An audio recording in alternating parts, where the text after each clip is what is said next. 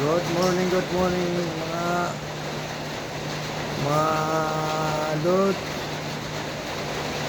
Ito po ginawa ko sa mga gamot po, herbal po ito. Ito po, ininito po ito, dahon po ng bayabas at kasagbong po, mga lord.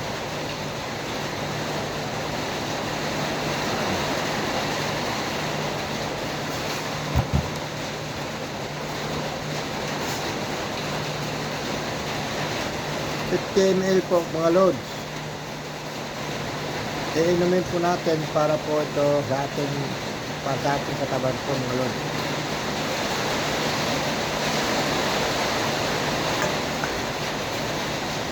Alam mo lods, yung dahon ng bayabas, gamot po ito ng ating katawan.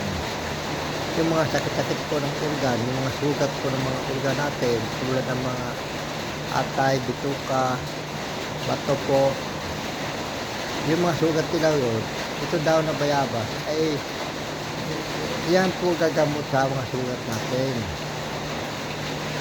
Yung sagbong po mga lord, ay yung ikaw po ay masakit ang tiyan mo at nahanginan ka, medyo may hangin yung katawan mo, ay yan po gagamot po lord, itong sagbong.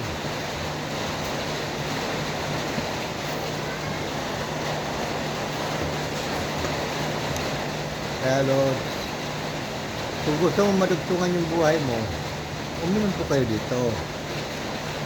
Ito po Lord, hindi po ito masama. Ito po ay dahon po ng mga herbal po na gamot para po sa katawan natin. Alam mo Lord, kung kayo po maniniwala, bukan nyo para madugtungan yung buhay nyo. O hindi ka pa kumain, unahin mo pag-inom ito bago ka kumain, bago ka uminom ng tubig. Umaga at hapon na Lord, uminom ka ng 50 ml. Kaya na Lord, ang maniniwala sa akin, madudugtungan yung buhay mo. Yung mga hindi po maniniwala, wala tayo magagawa dyan. Itong aking video Lord, kung saan po ito nakakarating, kasi comment lang po kung kayo po yung naniniwala sa herbal kong ito. Ito Lord, kapag kayo nagkakae, uminom po kayo. Talaga Lord, epektibo po ito. Ngayon, kung sa mga bata po, inumin po nila at lagyan po ng matabi sa mga hanibi po, para matamis na inom po nila.